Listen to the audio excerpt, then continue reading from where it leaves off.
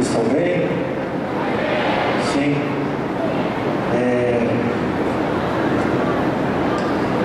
João capítulo 20.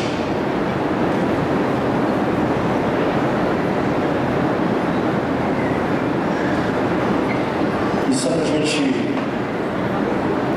só para eu contextualizar vocês,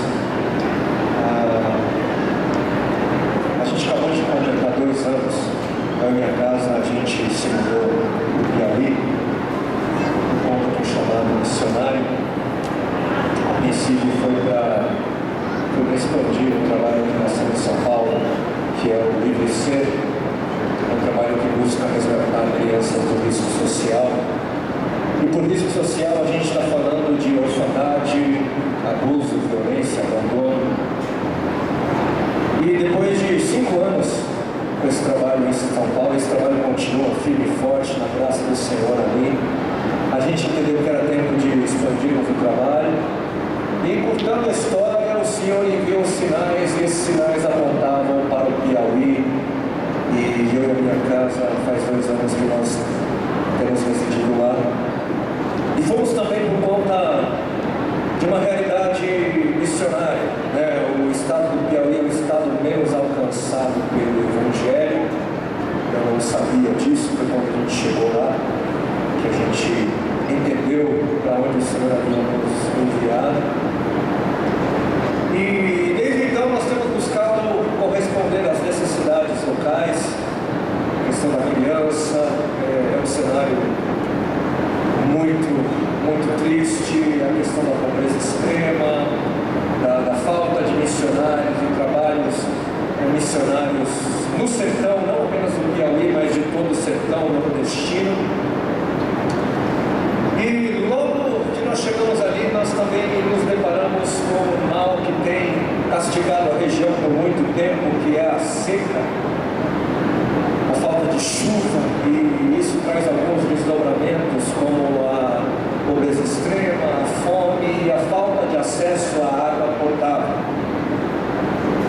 Ali a gente acabou conhecendo um povo que bebe, consome qualquer tipo de água, mas qualquer tipo de água mesmo, porque faltam opções.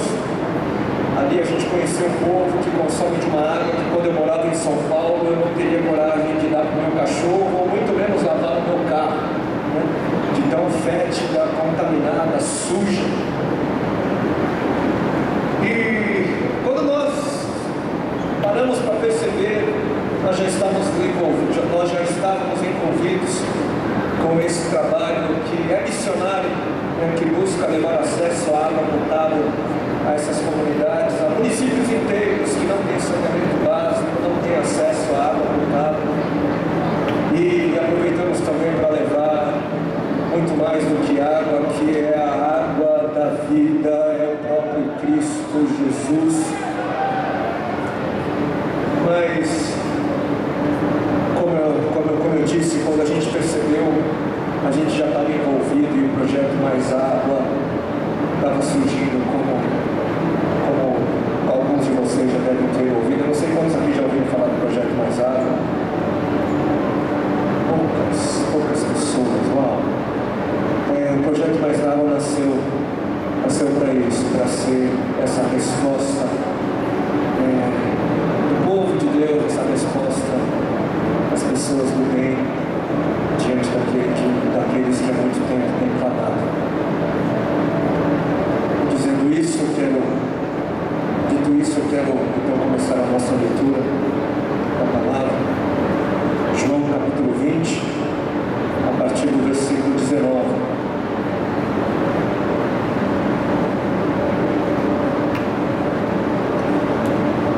E na palavra do Senhor a gente lê: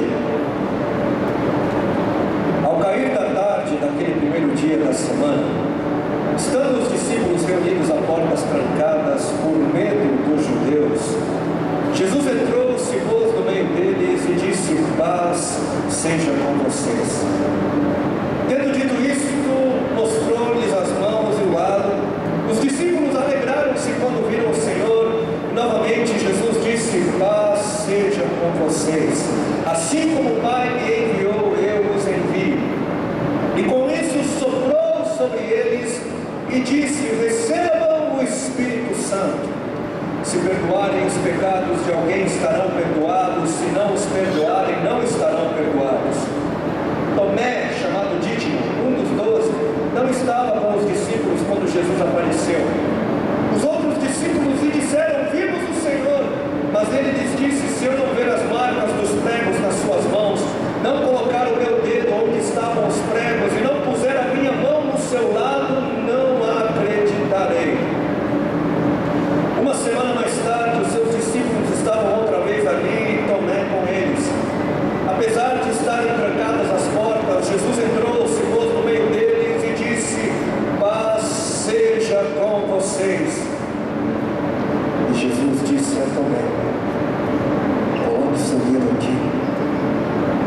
as minhas mãos, estenda a mão e coloque-a ao meu lado.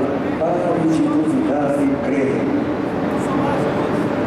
E disse ele também: Senhor meu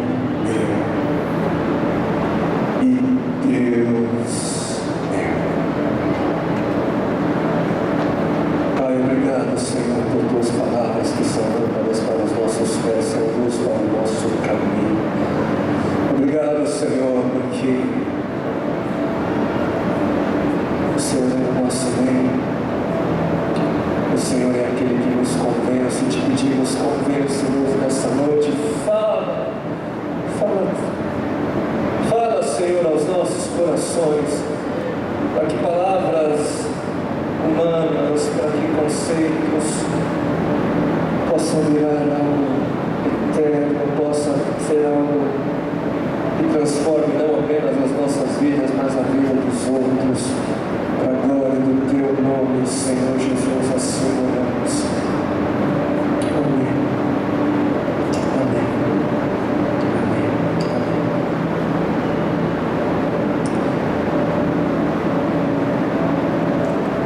Eu espero conseguir fazer no Senhor duas coisas nessa hora. A primeira coisa que eu espero conseguir fazer no Senhor é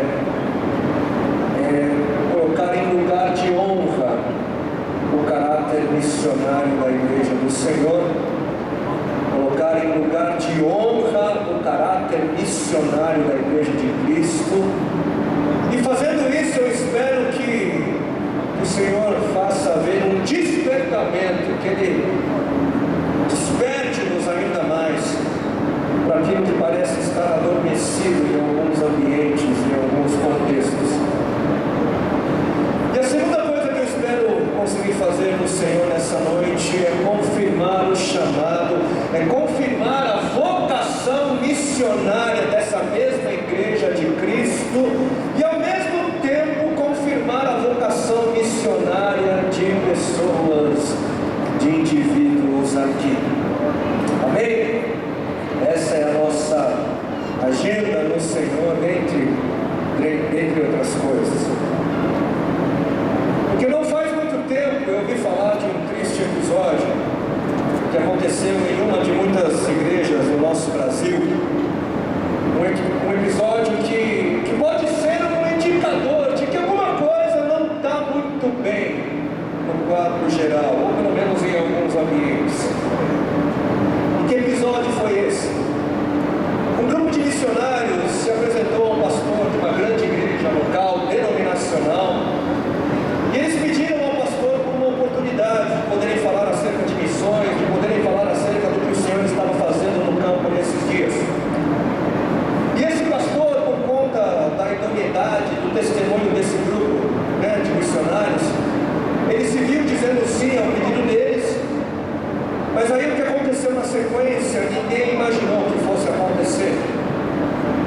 Porque num determinado momento do culto, o pastor dessa grande igreja local, dessa grande igreja denominacional, ele pegou o microfone e disse o seguinte, ele disse: Jovem,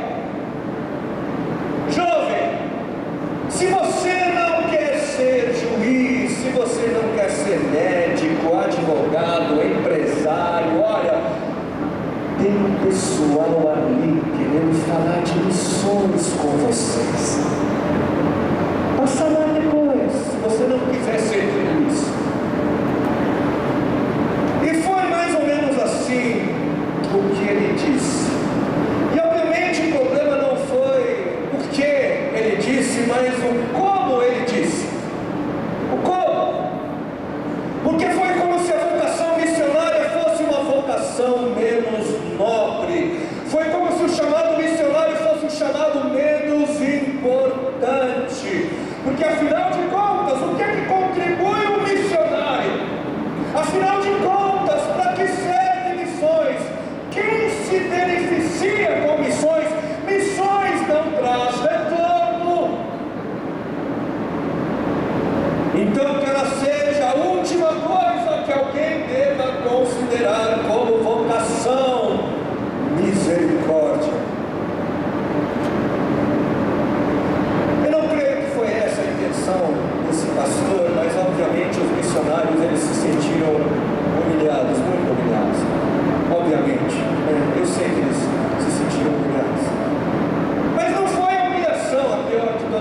coisas, não foi, a humilhação não foi o pior de tudo.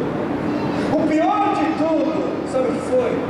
O pior de tudo foi que ninguém disse para esses jovens. O pior de tudo foi que ninguém disse para essa igreja que formosos são os pés daqueles que anunciam as boas novas de Cristo Jesus.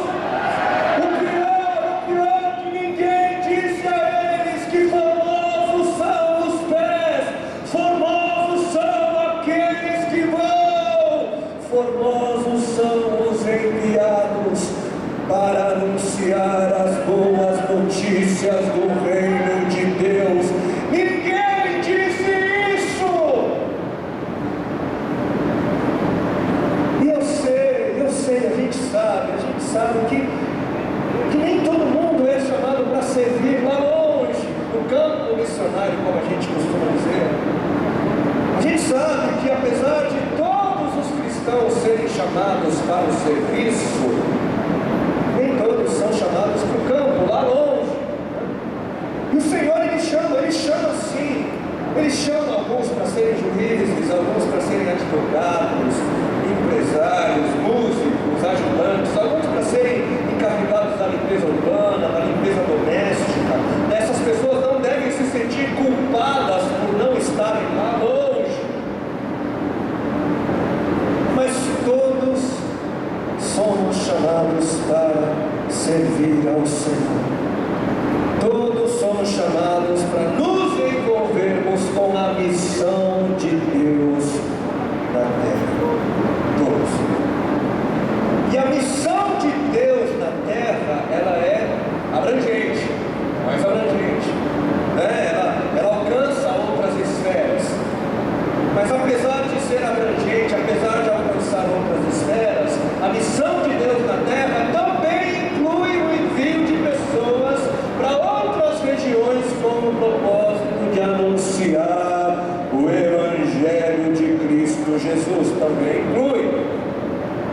E se isso é real, se isso é verdadeiro, se enviar pessoas para regiões onde outros ainda não foram, faz parte da missão de Deus na terra, todo aquele que não está ali, seria muito bom ele buscar ao Senhor para perceber se o Senhor tem planos para usá-lo nessa área ou não. Se o Senhor ele tem o coração voltado para missões, então seria muito bom buscá-lo para percebermos quais são os planos dele. Ele deseja nos enviar, ele deseja que enviemos. Quais são os desejos deles? Os desejos deles são nós. Porque quando a gente está falando de missões, a gente está falando da realidade de um Deus que envia. De um Deus que envia. Missões é falar da realidade de Deus que envia. O Deus revelado nas Escrituras é o Deus que envia. Missões é o agir de Deus através do envio. No passado, a gente vai ver que Deus enviou a Abraão, nosso pai na fé. Deus fez com que Abraão deixasse a sua terra, fez com que ele deixasse a sua parentela, fez com que ele deixasse uma vida, com a qual ele era acostumado, por conta de uma promessa. Ele seria abençoado e outros seriam abençoados através da sua obediência, através do seu sim, do seu eis-me aqui. No passado, Deus enviou a Moisés, tirou ele do conforto de uma vida tranquila, pacata. Moisés vivia pastoreando ovelhas, e por 40 anos ele viveu nessa condição, vida tranquila. E na época Moisés ele vivia na terra de Midian, mas aos 80 anos de idade Deus o enviou para o Egito, a fim de falar com o faraó em nome do povo que era oprimido por ele. E em Moisés ele nos mostra, o Senhor nos mostra que nunca é tarde para ser enviado pelo Senhor. Nunca é tarde, nunca é cedo demais também. Deus enviou, como aprendemos através do profeta Jeremias, ele enviou todos os seus servos, seus profetas, todos os dias, para falar com o povo. E como a sabe, a gente canta, né? Deus enviou o seu Filho amado, o seu único Filho, para nos salvar, para ser a luz do mundo. E logo na sequência, depois que o Filho voltou para o céu, Deus enviou o seu Espírito, o Espírito Santo, para nos consolar, guiar, convencer, capacitar, estar conosco. E por fim, Deus enviou e continua a enviar a igreja, o povo de Deus. Ele continua a enviar missionários para anunciar as boas novas, continua a enviar pessoas para amar e servir.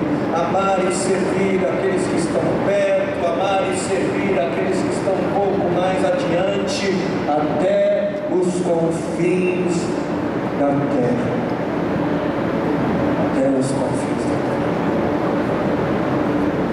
E por muitos anos, os textos bíblicos de Mateus 28 e Marcos 16 foram as grandes referências no que dizem respeito à grande comissão, ao chamado político, e com muita razão. Mas foi o professor, foi o mestre John Stott, foi ele que fez com que muitos passassem a olhar para um outro texto como a grande referência missionária. E o texto se encontra no Evangelho segundo João, no capítulo 20, no versículo 21b. Porque ali nos disse o Senhor: assim como o Pai me enviou, eu os envio. Assim como o Pai me enviou, da mesma forma que o Pai me enviou, eu envio vocês. Ou seja, Jesus, o Senhor, Ele é o nosso modelo, Ele é a nossa grande referência, a nossa grande referência missionária.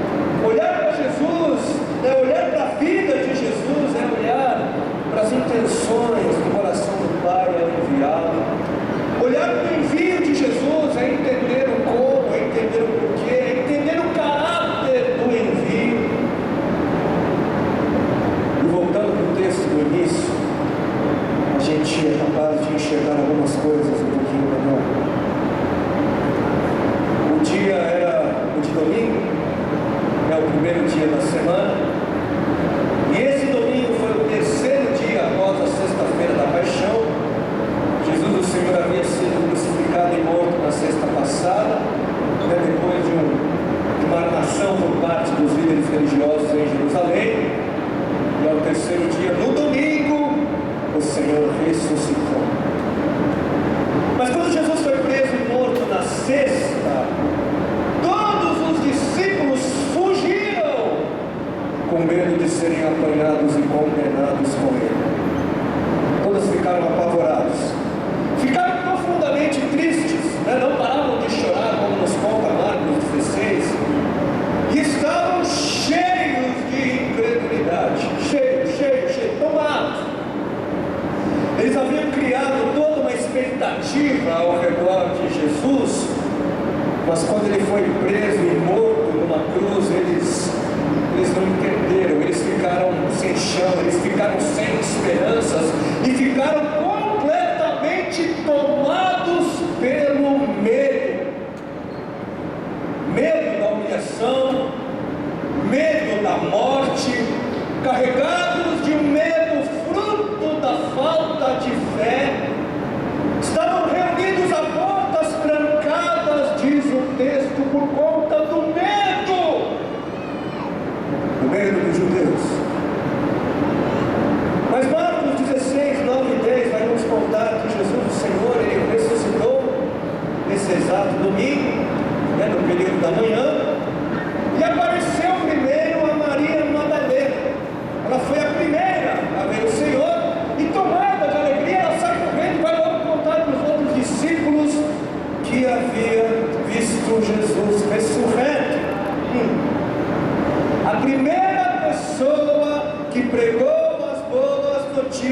acerca da ressurreição de Jesus foi uma mulher. Uma mulher foi quem primeiro pregou as boas notícias acerca da ressurreição de Cristo. Todos podem, todos devem anunciar as boas novas acerca do fato de que Ele vive, que Ele não permaneceu morto, mas que Ele ressuscitou e vive. Só que os discípulos, eles estavam tomados, estavam desnorteados, tão tomados pelo medo, pela falta de fé, que eles não acreditaram no testemunho de Maria. Cheios de pavor, tementes por suas vidas, a expectativa no ar, que era tenso, era uma densa expectativa, era eles serem presos e mortos também, a qualquer momento. Muita gente sabia que eles eram os seguidores do Jesus condenado, eles estavam ali apavorados. E foi nesse contexto, nesse ambiente de incredulidade e medo, que Jesus, o Senhor, Ele apareceu e disse: seus bando de medrosos covardes.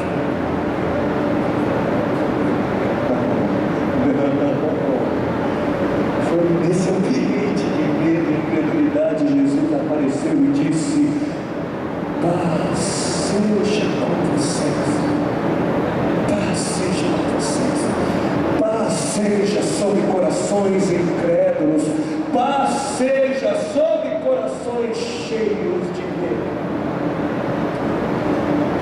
Os caminhos do Senhor, os pensamentos do Senhor não são os nossos pensamentos, ainda bem, pensamentos muito diferentes, porque eu sei que é ousadia dizer isso, mas se eu fosse Deus, eu jamais teria investido meu tempo na vida desses discípulos que no final, depois de tudo que eles viram, depois de tudo que eles experimentaram, provaram ser no final covardes. Eu não teria perdido meu tempo na vida dessa gente sem fé, porque na hora do vamos ver, todo mundo fugiu. Na hora do vamos ver, todo mundo quis salvar a sua própria pele, a sua própria história. E essa gente, ela teve fé para andar sobre as águas, essa gente teve fé para expulsar demônios, tiveram fé para curar enfermos, mas na hora que eles precisaram de ter uma fé que lhes custaria algo, que lhes custaria a vida, na hora que eles precisaram de ter fé no Messias sofredor, eles caíram fora, jogaram fora. Eles não queriam saber de se relacionar com o sofrimento de Cristo. Eu não teria escolhido isso. Eu jamais pensaria em enviar esse tipo de gente para cumprir a missão mais importante que há. Eu não. Mas ainda bem que eu não sou Deus, porque Deus, ele vê aquilo que a gente é incapaz de ver, ele vê aquilo que a gente é incapaz de enxergar, ele vê muito mais, muito além. E o Senhor, apesar de tudo, Ele escolheu este grupo, sim, Ele escolheu estas pessoas. Deus escolheu as pessoas mais improváveis, as pessoas mais desqualificadas, e transformou o mundo através dessa gente antes cheias de dúvidas e medos. Transformou o mundo. Paz seja com vocês.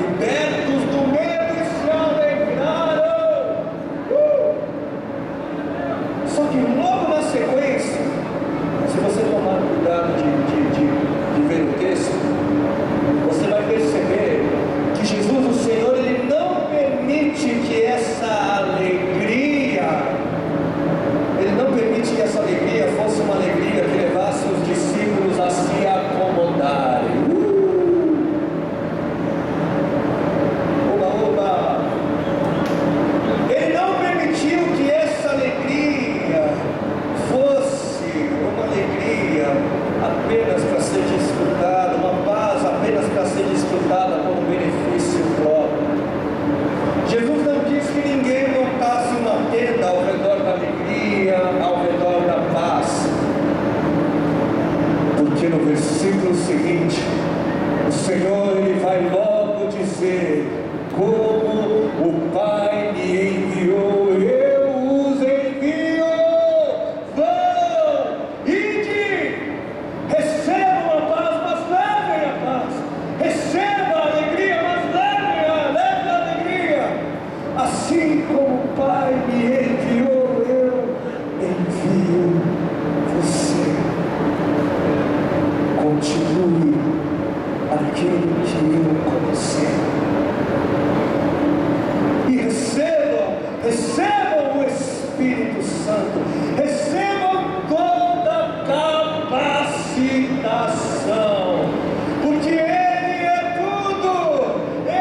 tudo que vocês precisam para serem enviados como eu fui. Se perdoarem os pecados de alguém, estarão perdoados. Se não os perdoarem, não estarão perdoados. É muito bom a gente saber que algumas coisas são traduzidas literalmente, e faz-se necessário conhecimento da cultura da época. Seria mais ou menos se 2000 anos depois alguém do Oriente Médio encontrasse um texto em português e nesse texto estivesse escrito: e João disse para Maria, vai ver se eu estou lá na esquina. Sem o conhecimento da cultura, as figuras de linguagem, essa pessoa, esse tradutor, traduziria o português para o árabe, enfim, e diria: como assim, esse povo brasileiro? Por que Então, da mesma maneira, quando a gente traduz os textos bíblicos do hebraico, do grego, enfim, algumas coisas são traduzidas literalmente, palavra por palavra. Mas o que o Senhor estava querendo dizer com isso? Ou seja, toda a autoridade me foi dada no céu e na terra. E vocês, ao serem enviados como eu fui, andarão na mesma autoridade que eu andei, que é na autoridade do Pai. Perdoar pecados é uma ação que pertence somente a Deus, mas em submissão a Jesus, em nome de Jesus, é possível caminhar na mesma autoridade que Jesus caminhou. As portas do inferno não prevalecem contra a igreja. As obras do diabo são desfeitas mediante a autoridade de Deus no meio da igreja, através daqueles que andam na autoridade do seu nome, na autoridade do Pai. Toda a autoridade foi dada a este nome no céu e na terra. Versículo 24, Tomé, chamado Dídimo, um dos 12, não estava com os discípulos quando Jesus apareceu. Os outros discípulos lhe disseram: vimos o Senhor. Mas ele lhes disse: se eu não ver as marcas dos pregos nas suas mãos, não colocar o meu dedo onde estavam os pregos e não puser a minha mão no seu lado, não crerei. Uma semana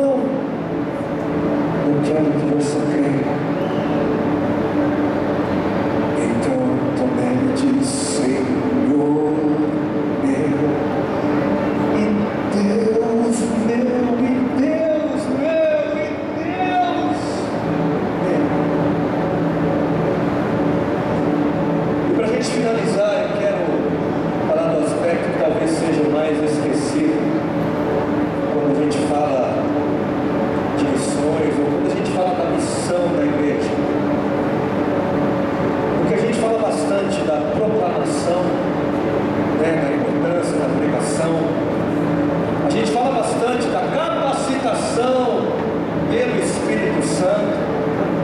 A gente fala bastante da autoridade de todo crente em Cristo Jesus, mas eu creio que a gente poderia falar um pouquinho mais da encarnação.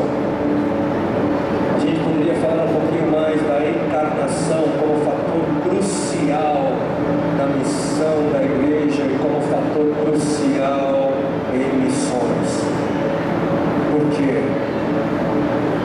Porque o fato é que Jesus encarnou.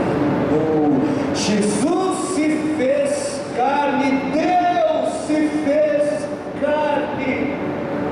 E como é preciso que a realidade da encarnação esteja em nós como igreja, esteja em nós como enviados de Deus a esse mundo incrédulo.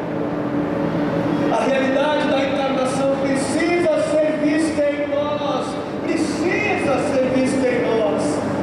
Por quê? Porque o mundo está cheio de Tomés, o mundo está cheio de gente que precisa tocar na manifestação encarnada. Se essa gente incrédula não ver as marcas, se essa gente cheia de dúvidas e medo não conseguir tocar na realidade encarnada de Cristo, como é que elas vão ser ajudadas a acreditarem naquilo que a gente prega? A nossa mensagem não é verdadeira. Jesus não se fez carne, morreu e ressuscitou. E o Senhor não fez tudo isso por amor, não foi por amor. Não foi Ele que nos mostrou que o amor é algo palpável, que o amor é algo que se pode tocar. Ou será que o amor é algo abstrato, filosófico, algo que fica muito bem num discurso, mas só isso? Não, o amor é algo que se pode tocar, o amor é algo que se deve tocar. Deus é amor, Deus é amor, Deus é amor, e o amor se fez palpável, o amor se materializou, o amor se fez carne. E se a nossa mensagem é verdadeira, a nossa vida precisa ser uma manifestação dessa mensagem, ou o mundo vai chamar a gente de mentirosos, e com toda a razão.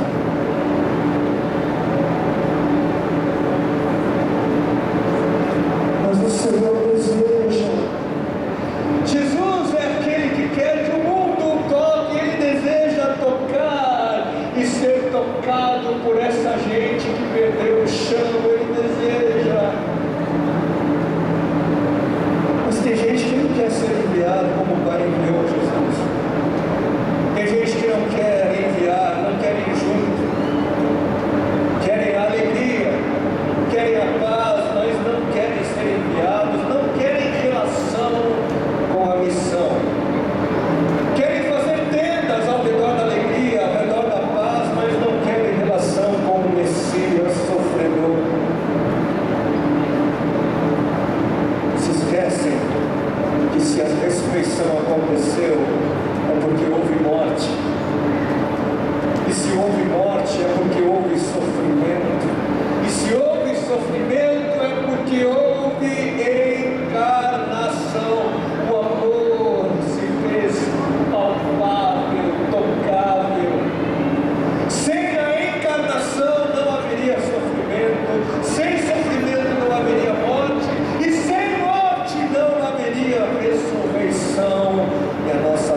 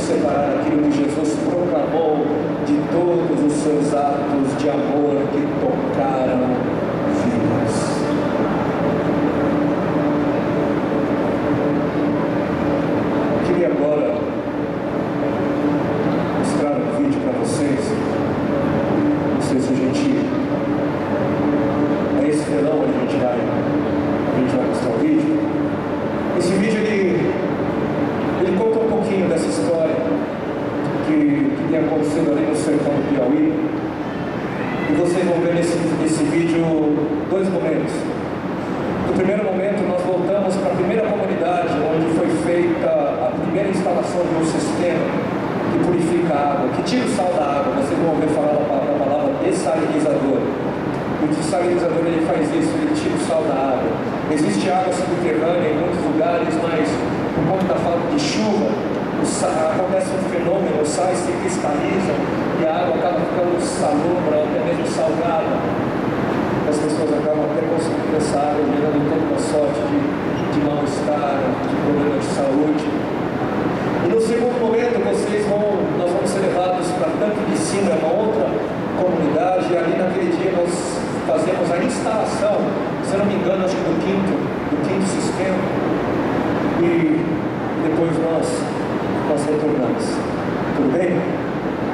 Não sei se a gente poderia apagar aqui as luzes da frente, porque é importante a gente perceber as cores.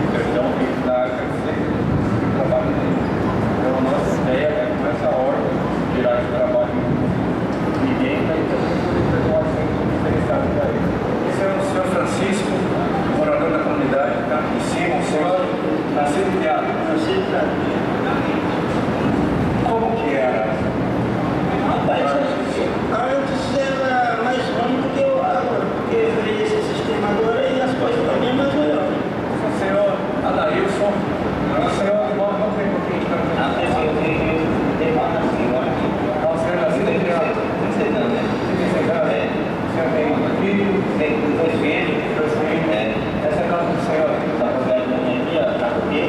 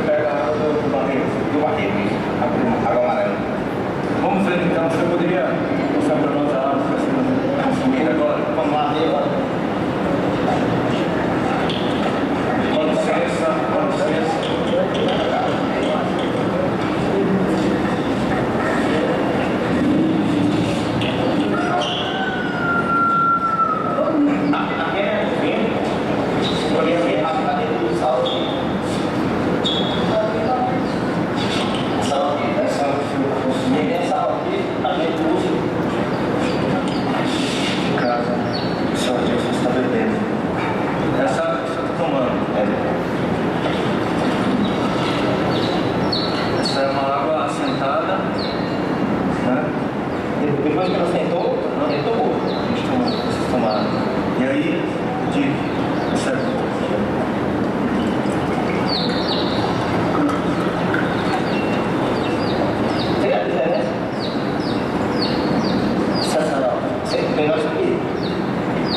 Você sempre tomou, a comunidade toda aqui, todos aqui, essa é boa.